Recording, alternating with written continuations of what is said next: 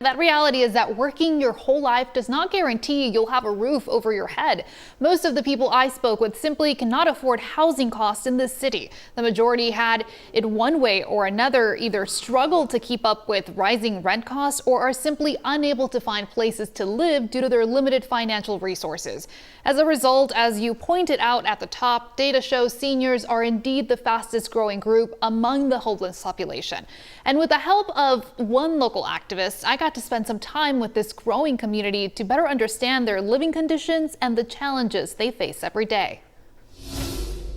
On a recent morning in the Ridgeview-Webster neighborhood of eastern San Diego, Chuck Scott stopped by to check on his truck.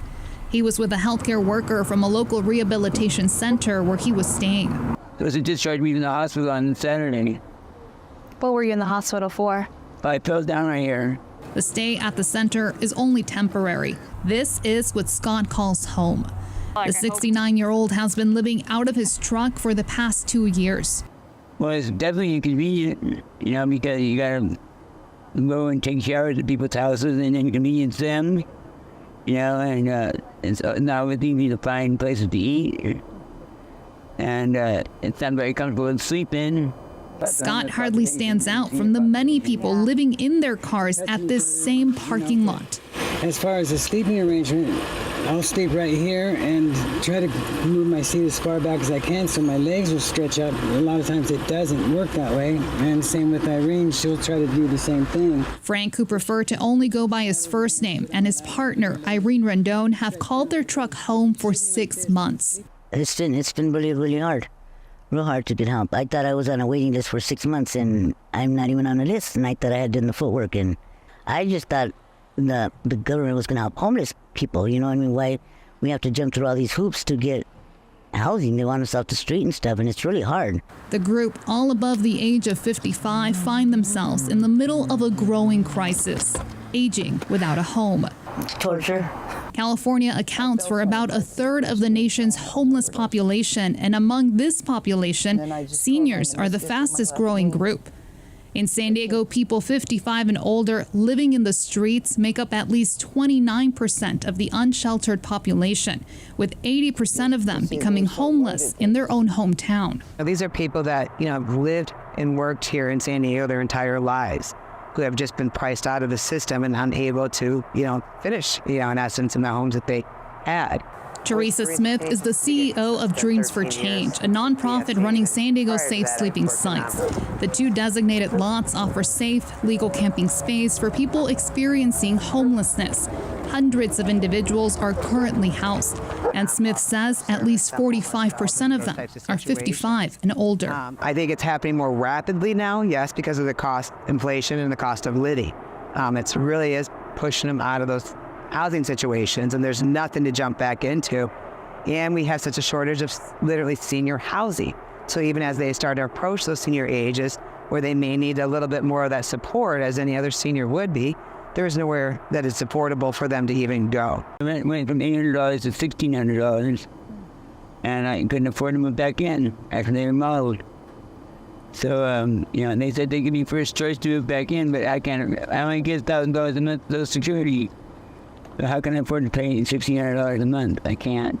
Stories like Scott's are common, especially among the older populations living on the streets. How often do you see people, of older age, like seniors, like 60, 70, coming into the shelter? You see a lot of them. A lot of them that need medical attention and stuff like that. And a lot of them that shouldn't even be here should be somewhere else, like convalescent home or something, And it's sad, I mean, I'm surprised they ain't got kids that want to take care of them. Some people are stuck in their old ways of not trying to get help for themselves, being stubborn. That's how I am, I won't call an ambulance coming to help me. I'll lay there and die. I don't care. That's just me. Daniel Ofredo is currently living at one of San Diego's safe sleeping sites. He managed being on the streets for the past 20 years until life started catching up to him. Now, at 51 years old, Lofredo suffers from a wide range of illnesses. I'm dealing with sciatic nerve damage in my right leg. I got cellulitis, other issues, I don't want to get into. Research shows that living on the streets prematurely ages and sickens people. When talking about homelessness, 50 is the new 75. Margot Kuchel, director of UC San Francisco's Benioff Homeless and Housing Initiative, has been studying senior homelessness for the past decade.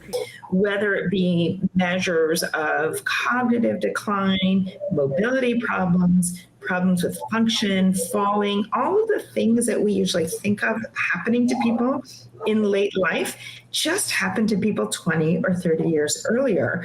Kuchel says their situation can also trigger anxiety, depression, and substance abuse.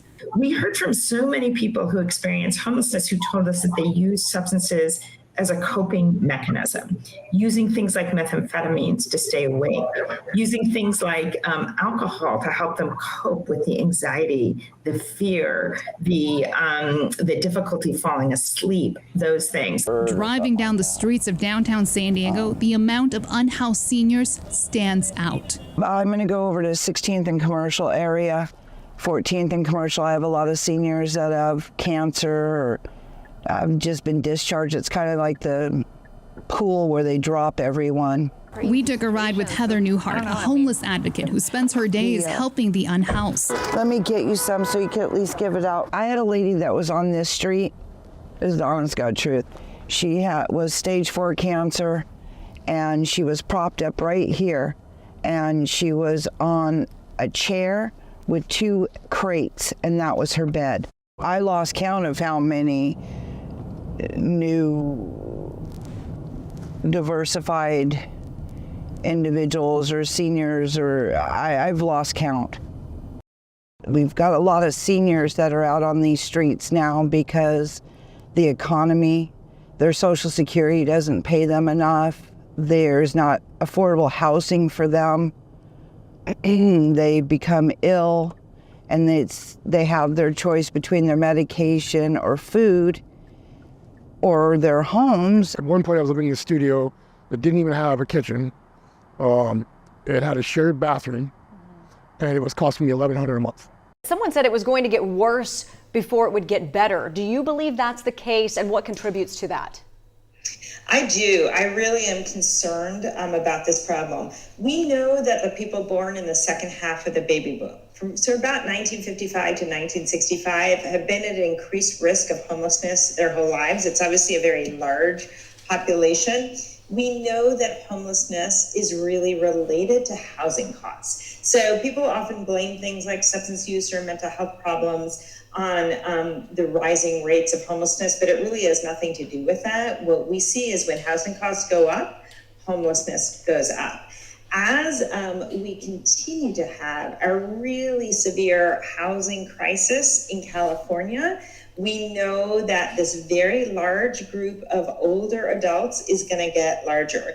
We know that across the country, it is renters 50 and older who are more likely to be what's called rent burden, paying more than 1/3 of their income on rent. This group is continuing, and we're really not doing enough to stop it. We the federal government does not really fund programs like they should. Only 1 in 4 households who qualify for housing subsidies get them. We know the cost of housing in California is out of control. We know that we have in California only 24 units of housing for every 100 extremely low income households. What you see on the streets is really just the tip of the iceberg. It's projected that people 65 and older experiencing homelessness, their numbers were going to triple between 2017 to 2030. So we have not seen the worst of this crisis. And trying to get back up is kind of hard because the rest of the world looks at you different. For those who can't shake the idea that these folks are morally deficient, I would ask them, do you have a relative who's an alcoholic? Everyone's got a relative who's an alcoholic. Are they homeless because of it? Do you have a relative who's made a bad business decision, who's gone through a divorce, who's even broken the law maybe, right? Are they homeless because of it? And most of the time, the answer is no. The reason that I spend all of my days working on housing and homelessness, even though I spent so many years training to be a physician, is that I realize that there is no medicine as powerful as housing. When people are homeless, everything else falls apart. People are exhausted. They don't get any sleep. They are highly likely to be sexually assaulted, physically assaulted. This is hard, y'all. This is so hard. I don't wish this on nobody. I really don't. I've never hurt anybody or caused any harm on anybody in my life. For me to have to suffer the way I've had to suffer. And I suffer. and Terry are a married couple from Madison, a suburban neighborhood in northeast Nashville. After a series of personal tragedies, they're now experiencing homelessness for the first time. Well, we had lost our home to a fire. And, yeah, we had a home and we lost my the husband fire. David almost lost his life in that fire. He had smoke inhalation and was hospitalized for several days. Things never really got back financially right after that. And when he lost the use of his leg, we moved in with our good friend, who, when he passed, and we were basically just out in the street and not even camping skills, you know, before this. Never been camping, no, either one of us. No, you know, I mean. And they literally told to get out of the house, and she rolled me down the street. Does that help any? It always helps. A little bit? Yeah. You know, whether people were first homeless before 50 or after 50, there was trauma that led to their homelessness. People don't choose to be homeless. Well, I was a barber for about 22 years in Old Hickory, and we had some tragedy, quite a bit of tragedy when we lost our first child. He was 19, his name was Patrick, and he drowned in a swimming accident in 2012. It was really hard on us all. I lost the ability to even go back to work at the time, so that was the beginning of the end, really, so to speak. In 2020, in April, we lost our daughter Ashley Nicole to an accidental fentanyl overdose. She was a beautiful young woman.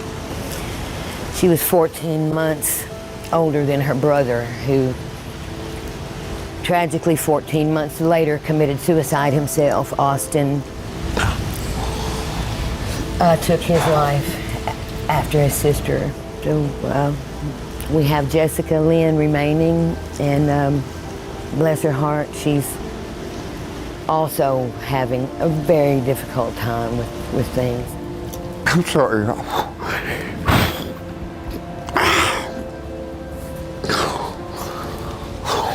I really understand that the experience of being homeless is a traumatic experience. And for a number of people, they need to have I'm going to call it a program of recovery from that trauma. Nashville will tell you that we have a housing first approach, which is that we move folks into housing and then we help them deal with the traumas and stuff that they've gone through. Unfortunately, we don't have enough housing to move folks into. According to a 2021 report by Metro Nashville's Affordable Housing Task Force, Nashville needs to add more than 52,000 housing units by 2030 in order to keep up with a growing demand. And nearly 70% of those units need to be affordable to those with extremely low incomes, many of whom are already unhoused. I got sick and had to leave the carnival show I worked for, which I worked for 30 years. And when I got here, the apartment I got, it just ate through my savings, and I ended up I went to the women's mission, wasn't there 45 minutes, I had to leave.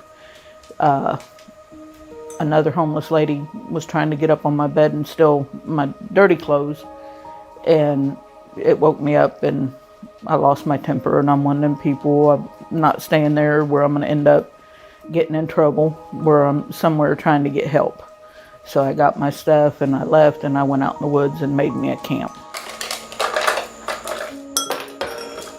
It's more challenging at being 54 and homeless and having medical issues, because first I have no insurance, no job to pay for anything.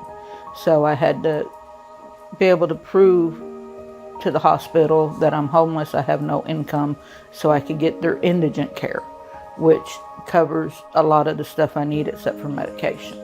Until recently, Cynthia was an active vendor for the Contributor, which was her sole source of income. But health issues made worse by chronic homelessness have prevented her from working. The issues I'm facing now is I'm waiting now to get a surgery, because I've had a drain tube in my gallbladder for almost 6 weeks now, and I got to get this surgery done, but with unsanitary conditions, you can get an infection around that wound area. And so I left my camp to come stay with a friend temporarily. I can at least have a better chance of no other infections setting in. But having temporary shelter versus a home of your own are two different things. Her friend is living in Section 8 housing, and the lease forbids both long-term guests and pets, making eviction a real threat to both her and her roommate. You gotta lay down and want a biscuit? Hey. You doing okay? Yeah. I had my gallbladder removed last Friday, and then I had to go back to camp on Saturday to sleep in a tent because I had nowhere else to be. And then early Monday morning, I had a severe pain that went across the whole top of my stomach, and it knocked me on my knees. Within days of the original procedure, Cynthia is back at the hospital experiencing complications. I was scared to death because you don't know what you're facing out there. With just having the surgery, I'm sore and I can't really move to protect myself very good. It's hard. I mean, you never know what kind of germs you're going to pick up out there anyway, as it is. And then when you got stitches and stuff in you, it's easy to pick up anything anywhere. The prospect of returning to the street after having surgery is daunting, but individuals like Cynthia often have nowhere else to go. Safety net hospitals like Nashville General provide essential medical care for people experiencing homelessness. But hospitals are designed to treat patients, not house them. In fact, studies show that for older adults, prolonged hospital stays can increase the risk of infection and disrupt care due to bed shortages. For both patient and provider, the lack of options is agonizing. And I'm looking for a place to stay right now. The Housing Choice Voucher, often referred to as a Section 8 voucher, provides a way for people with very low incomes to rent housing for 30% of their wages. But only 1 in 4 eligible families receive federal rental assistance. Without access to an affordable apartment, people risk becoming homeless. And for aging adults, street life takes a toll.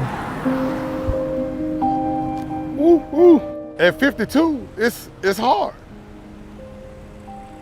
I mean, it's not, your body's not the way it used to be when I was young. Like I was saying, I stay out here every day, all day. Because number one, I love my job. Number two, it put a roof over my head, even though it was a motel. But I'd rather be at a cheap motel than sleeping on the ground. Guys care to buy a paper, only $2, folks. And these are the guys I worry about the most, because as they get older and their health starts to age, you know, you have a bad week, you can't pay $300 that week. And it's not like the hotel's gonna let you stay. I mean, you could be there for 10 years and they'll still boot you out. So those are the vendors I really worry about. And so we have a lot of vendors who are senior citizens who are over 60. The fastest growing group of people experiencing homelessness are older adults.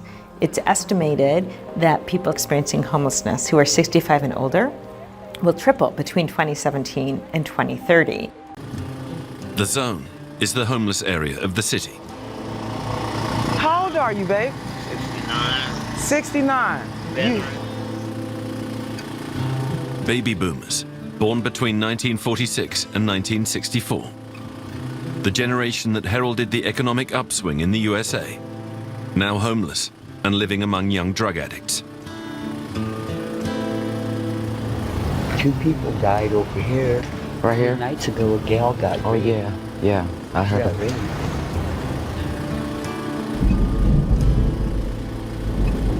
And then I had a ranch I gave to my daughter. And I just couldn't handle it no more.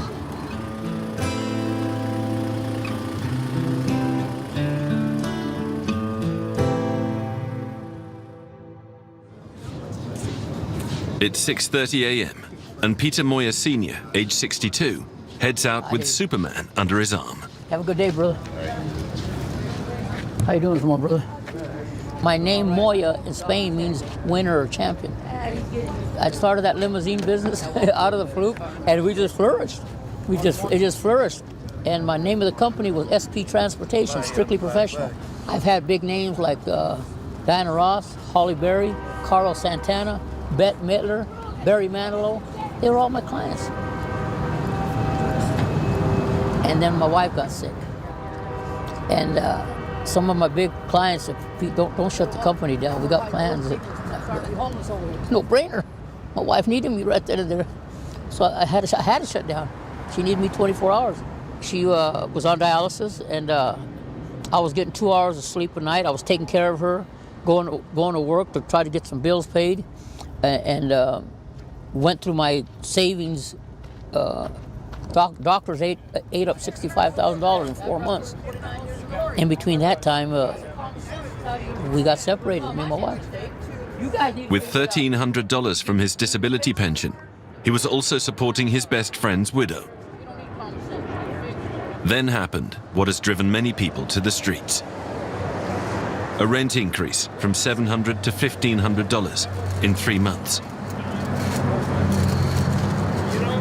The last 2 years, I've lived in and out of some shelters and on the street in my car. I saved one of my town cars in my company, and I was living in there. And here recently, a month ago, the car finally took a kaput on me, and I couldn't afford to fix it. So I had the junkyard come pick it up, and I came straight. I didn't know what I was going to do. I was sleeping on the streets behind a building. This goes in the garbage. During the day, Peter likes to go to the Justa Center, an NGO for homeless seniors. Here he can get breakfast, lunch, dinner, and just as importantly, air conditioning, which is a relief when temperatures outside are as high as 48 degrees Celsius this summer.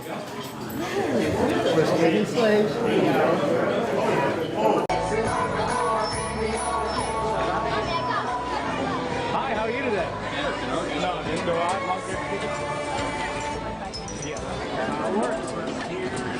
Have an excellent day, everyone. Did you go through the French house, please? Oh. What do you like in this job? Talking with the people, having fun with the people. The biggest thing. And at the end of the day, you're tired? Yes, I'm tired. Thing is, my feet are tired, let's put it that way. Whole thing.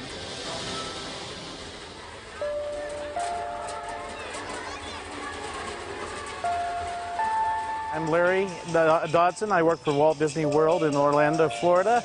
I'm 52 years old, and I live with my wife and 2 children in a motel room in Kissimmee, Florida, and I have 5 children.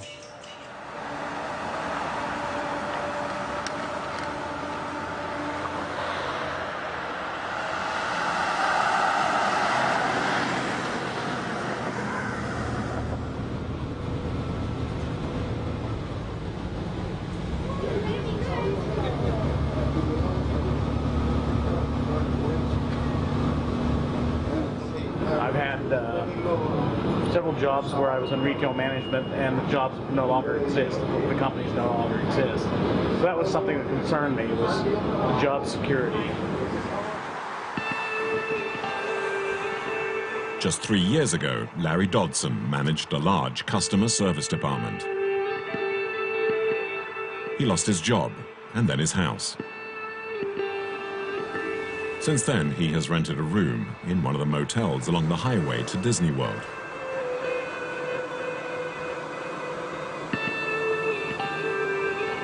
It costs $149 a week to stay here, and I clear about $228 a week. That leaves about $70 for groceries, food, anything else you need, clothing, that type of thing.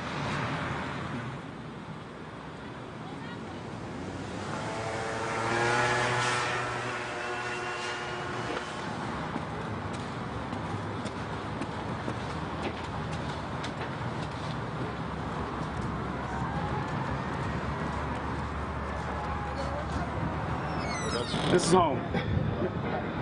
Yes, Father. Come in. This is the living room, bedroom, dining room. Right over here, we got the 2 beds. Have the built-in closet there. The 4 of them live in this room with the few possessions they were able to save the day of their eviction. And basically, my son who's at work right now, and my daughter who goes to school, Sandra. Hi. Hello. We're crowded. We get on each other's nerves, and like I said, as to getting out of here, we're not sure when that will happen. It all depends on whether we can start getting some extra money coming in. So one of these could get a little more hours, and we can start to save some money to have the rent for like a first month and security deposit. We'll go with you by this next one.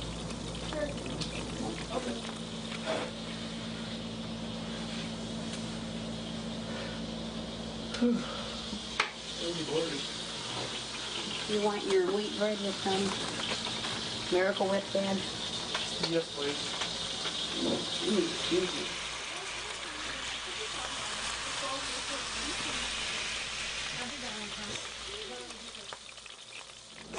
Oh, this internet's not working. I know, it hasn't worked all day. It's got 4 bars, shows that I know. we're not getting anything. What to do? Nope. That's my name tag. Are you proud of it? Yeah, I am proud of my name tag. Why? Yeah. I got the little tag on the bottom because I've started a new role, so to let the guests know that I'm not normally in that position, they tell me I'm earning my ears. So I thought I had big enough ears as it was. Yeah. How long before there would be a good there's increase? regular raises. I started out at $740, and I've gotten to I think $820 in 2.5 years. Yeah. No, it's not the greatest, but that's about the way it is anywhere.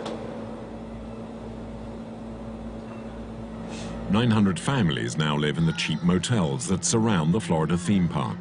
At one time, these motels were filled with tourists, but now they lodge those who are no longer able to afford their own homes. The managers sometimes seem like slumlords exploiting families in poverty. We could only find one who was willing to talk to us. What I'm doing now is totaling up my daily sales for the day.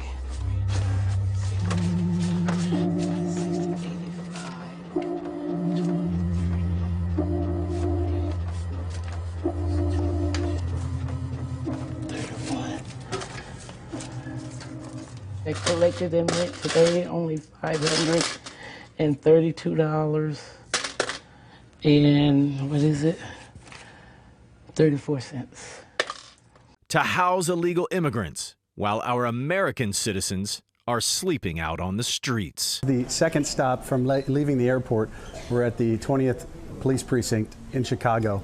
One of the guys says he's been here for 2 months. This is wild, man. You got tents set up all outside. You got people just sleeping on the floor here, and this is one of 56 locations, and it's just starting to get cold. This is going to be a nightmare. Mostly men, but women and children here as well that are going into the winter in Chicago, and if any of you have ever been through a winter in Chicago, it's going to be a disaster, man. And there's no end in sight. The numbers we see coming across right now are only increasing. So where you're actually supposed to be able to go up and talk to a police officer is now taken over by beds. All the way down. All the way over here. Talking to this guy, he doesn't want to go on camera, but talking to some of the other guys, their court dates, they're waiting, so they can't work because they don't have papers. They came across illegally, but are waiting for immigration attorney or immigration court until they have that trial. They can't work. So 2027 here, 2025 here, 2026, 2026, 2026. 3 years for these guys, 4 years for this guy. And the Democrats just keep inviting more, saying, come on up, it's a better life for you. But then you get here and you got nothing to do. And they're literally, this guy's been, it's 2 months? Yeah. He's been in this police precinct, the 20th police precinct in Chicago for 2 months. That's insane. So Peter, you're from here, huh? Yeah, I'm actually born and raised in Chicago. And what led you, what found you out here on the streets? Actually, Social Security, disability. So they stopped paying, or? Well, no, I went through the process. They just refused to pay me. I've been out here for 2 months. Wow. That is crazy. The country says that there's equal liberty and justice for all. With all this immigration, it's not equal to Americans. They're being pushed aside, ignored, and in some cases, we're being treated less than than citizens. We're more than generous to help people, but we help people equally. We don't pick and choose which people we're going to help. You know, they go above and beyond for these migrants, but they don't do anything for, you know, disabled Americans. And I find it very disheartening. You know, I don't have a drug addiction, I don't have mental addiction, I don't have any personal problems about me. I just have a government that just doesn't want to pay me. Man, I heard it was bad, but you got to see it to believe it, and it's only going to get worse. Correspondent Fred DeSam Lazaro reports stubbornly high food prices are still squeezing some families this holiday season. More than an hour before it opens, the line starts to grow outside today's harvest in the St. Paul suburb of Oakdale. Some have used the food pantry for years, others are visiting for the first time. All are welcome, no questions asked, which in a still challenging economy means demand has gone through the roof. Before the pandemic, we were serving about 420 families a week on average, and we're now serving more than 4,000. Jessica Francis is executive director of Open Cupboard, the nonprofit that runs today's harvest. The organization's food comes from grocery store donations and food banks, and it relies on volunteers to keep everything running. We have faith every day that it's going to work out and that we're going to have enough food for everybody that's going to come through our door today. And every day it does. But there are days probably where we stretch that faith a little bit. 37-year-old Lisa Milhone relies on today's harvest for fruits, vegetables, and meat. Are these just outside of your budget in a typical grocery store? Oh yeah, they charge a ridiculous amount per pound, and it's like, well, 1 pound is good for a meal. Milhone has struggled to afford housing and spent 7 months in a homeless shelter with her son. She's been sober for 3 years and has focused on her mental health and eating better. I envision being independent from all of this and being able to help people with it instead. But right now, I need the help to be able to get to a point that my cup is full so I can help other people. Across Minnesota, visits to food pantries, also known as food shelves, have skyrocketed from about 3.6 million in 2021 to more than 5.5 million last year. And that number is expected to reach 7 million this year. It's just not an emergency food system anymore. It started out to be that, but now it is the way many, many families make it through the month. Colleen Moriarty leads the St. Paul nonprofit Hunger Solutions. She points to inflation driving up the cost of food, coupled with the rollback of federal benefits like SNAP, once known as food stamps, which were temporarily increased during COVID. Not being able to count on the fact that you're going to have enough money, and the cost of food to replace whatever it is that you need it's just simply unattainable for many people. Despite explosive growth in food shelf use here, Minnesota is actually relatively well off when it comes to food security. Many other regions of the country are seeing far greater need. In East Harlem in Manhattan, New York Common Pantry had already been a big provider of food assistance before COVID, supplying grocery packages every 2 weeks and a daily hot meal for those in need. Like in the Twin Cities, the easing of the pandemic has not meant reduced demand. Stephen Grimaldi is the executive director of New York Common Pantry. Before the pandemic, we were serving about 6.3 million meals a year. We're on pace to serve about 11 million meals this year. About 40% of each package given out is fresh fruits and vegetables. The pantry supports nearly 200 locations around the city, but this is its biggest location, and the line stretches all the way around the block.